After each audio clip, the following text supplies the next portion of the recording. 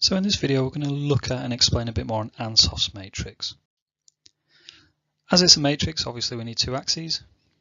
Oh, there we go, so we're going to have a grid. And we need to label our axes, so across the bottom we go products, across the top we go markets. I will put a little caveat in here, be careful, different books usually have the same information but display it different ways, so products and markets might change, or where they put the things. So I like to bottom left hand corner I go existing, and the further up the axis you go it's new, so bottom left hand corner existing and then new. Okay, as I said, different books might have it in different ways, so really be careful of how they draw it. Certain people draw it in certain ways for certain reasons, but your tutor will go into that. Okay, so if we're looking at existing products in existing markets, that's what we call market penetration. This is where we might do something to the product to help gain a greater share of the existing market. Next, we might look at existing products in new markets, and we call that market development. So we're taking the same product and trying to develop it within that market. Next, we'll go on the bottom right then, so we're looking at new products within existing markets, and that's product development, so we change the product a little bit.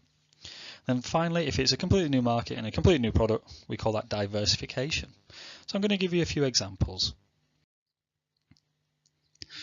So this one, we're going to look at Pepsi, one of my favourite ones then. So market penetration, currently that's, not currently, but this is what Pepsi did to help them with their market penetration. They took the existing product, Pepsi, in the existing market, the soft drinks market, and what they did was made it a bit bigger.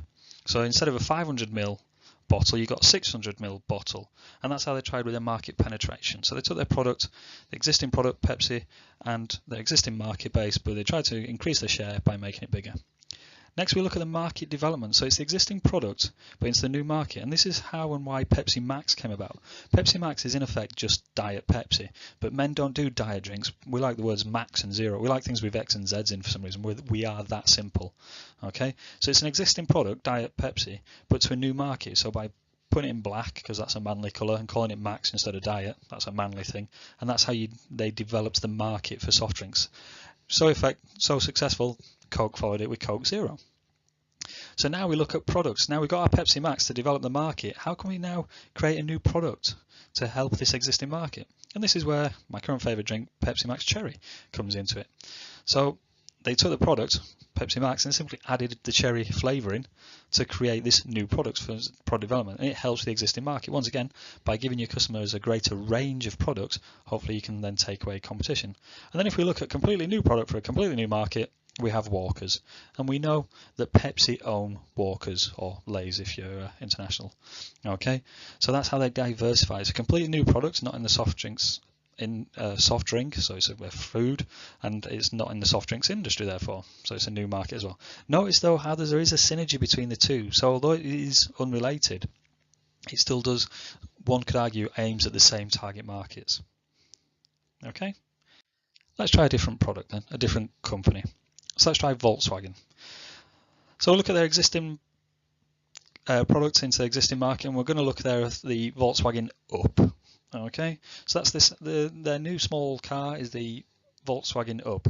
Now they might take that product to try and give it, and this is a bit of a tweak, they have tweaked the product a little bit, so I argued with myself whether this is market development or product development, but they've kept the Up and they've turned it electric to create the E-Up, which I just think is the greatest name for a car ever. Okay, so it's the existing product, the Volkswagen Up, but they made it electric to hit the new market, this new this environmentally sound market, this renewable energy market, these eco-friendly people. So they have the E-Up. Or if we look at the existing market, but we create them a new product, we might there create if anyone knows their vehicles, that's a Volkswagen Golf. Okay, because it's a step up from the Up. So that helps, your customer base might, when you're young, 17, 18, learning how to drive, setting off, you get the Up because it's cheap and affordable, etc.